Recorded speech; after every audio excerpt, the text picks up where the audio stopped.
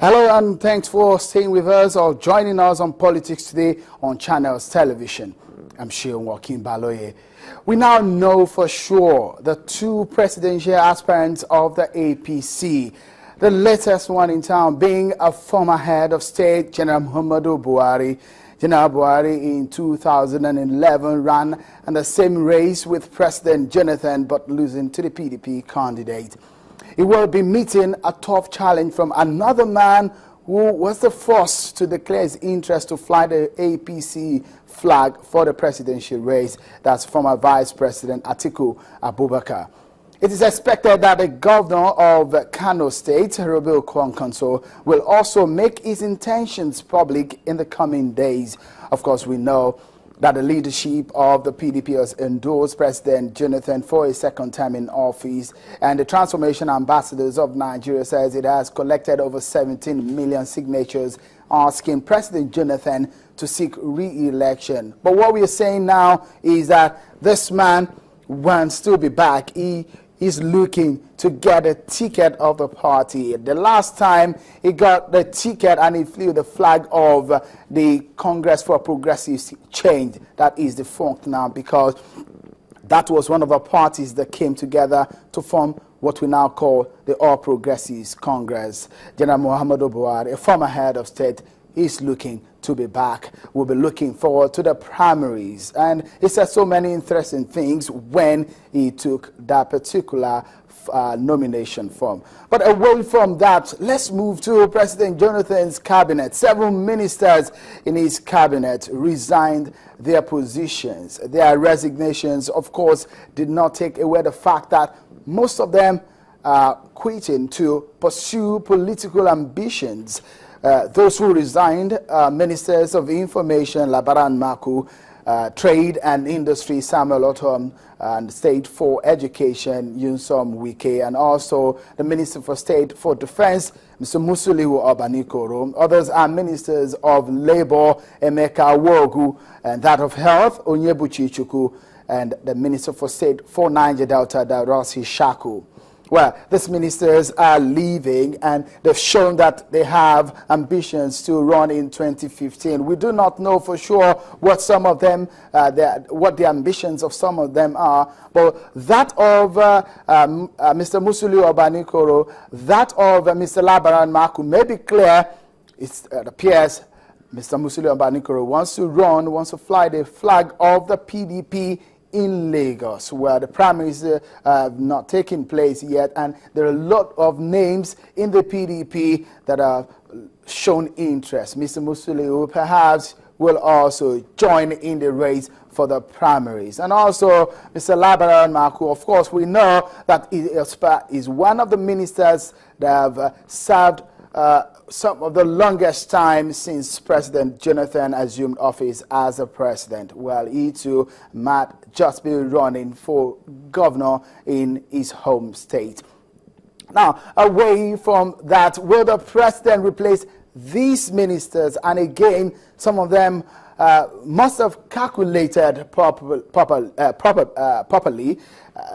They would have looked at the risk and their chances before taking the leap. Well, we'll all wait to find out what their intentions are and how it pans out in the coming days. It shows that it's going to be a very, very interesting one, because some of these names that you've seen and these faces, of course, are experienced by now in the political atmosphere. They have a lot of influence. They have loads and loads of people, contacts here and there that they will be using, they will be climbing on for their intentions. Well, away from that, since the June 24th governorship election in Ekiti State, the wait finally came to an end for Mr. Kayode Fayemi, who has been waiting for his inauguration. Now there is a change of guard as Mr. Kayode Fayemi now becomes the governor of the state, taking over from the APC candidates and that particular election, Dr. Kayode Fayemi.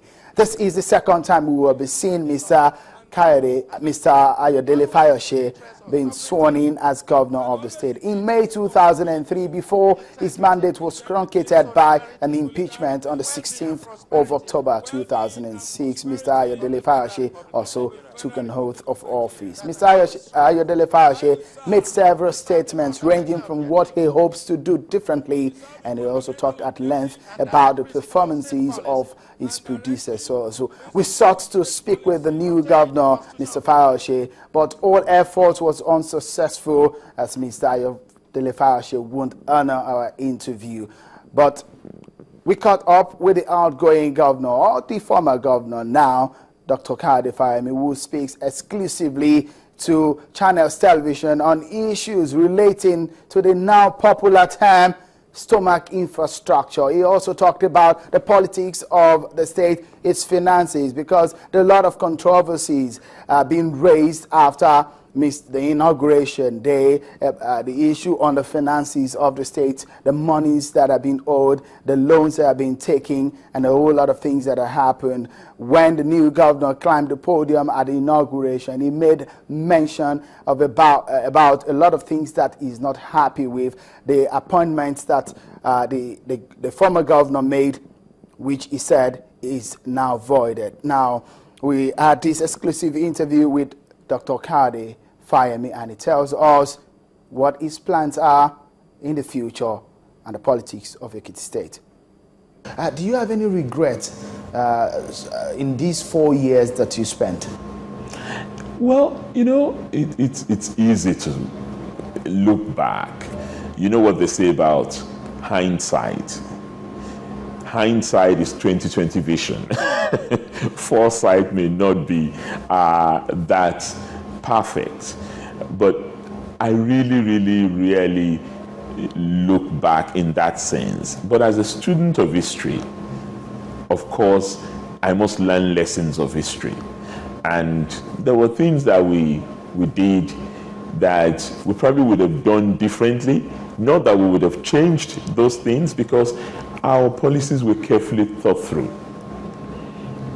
And it took us time before we agreed on each and every step that we were taking.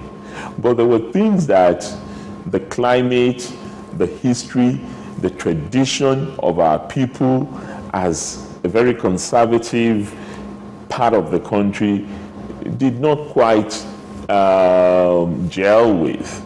And the reaction to those might have been less than positive. But on balance, no regrets. You don't have any regrets? Not at all. Yeah, I mean, you're not the perfect man, but you're a good man. Most people have said that. You're a gentleman. A lot of people say that too. But then, what would be your major, I mean, the thing they've done that you think is a major mistake that you did in your 4 years, that you think you shouldn't have even done at all? I wouldn't put it that way. There are things that I would have loved to do a lot more in terms of, say, low-hanging fruits.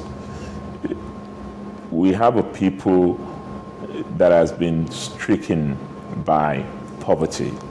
And we were taking institutional steps to address poverty. And when you take institutional steps to address poverty, they don't always produce immediate results. They very rarely do. Because when we do Social Security Benefit Scheme, for example, that's even more of a low-hanging fruit. That's more immediate because we do cash transfer. We give people money at the end of every month. But when we do road infrastructure, it doesn't easily translate in the mind of the driver that the reason why I am not going to the mechanic as often as I used to do is because this road is now easy to drive on. It's motorable, so my clutch does not burn easily. My tires don't wear out the way they used to wear out. The gearbox is not affected by running into potholes. You don't make the direct link between improved infrastructure and poverty alleviation. Yet, it is only in a climate where you have better infrastructure that there can be more investment and economic improvement. So those are the kind of things. So some will tell you that, oh, the Fayemi administration concentrated too much on putting the state back to shape, physical infrastructure, doing stuff that are not directly on the side of human infrastructure, what you pejoratively refer to in the media these days as stomach infrastructure. I don't agree, but sequencing in political science theory is also something that is critical. When you want to achieve particular results, you may need to sequence. There are people who will tell you that, oh, you shouldn't have done that in your first term. It's the right thing. We're not debating testing teachers in order to ensure that you improve the quality of teaching in your schools. But you know, this is a civil service state, this is a teacher state, you don't want to offend them. And what every politician is taught is that if you have a constituency that is influential, you can't risk offending them, even if that constituency does things that are detrimental to the overall development agenda in your state. I don't come from that school of thought, unfortunately, because I am not God. Look at what has happened. There are things that I could have postponed and say I'm going to do during second term. How do you predict that? I only signed up for 4 years, and people should judge me on those 4 years. What have I been able to do in this state? There are things I've put in this state in these 4 years that are recognized independently by everybody, that by far Ekiti has moved several notches away from the retrogressive, reactionary position it used to occupy in the country. So you don't see those as mistakes? No, I don't. You see them as miscalculations, political miscalculations? Look, I don't even see them as political miscalculations. For me, I'm sorry, maybe this is the intellectual side of me. Politics should be about the courage of conviction. It should not be about opportunism. Opportunism, at the end of the day, falls flat on its face.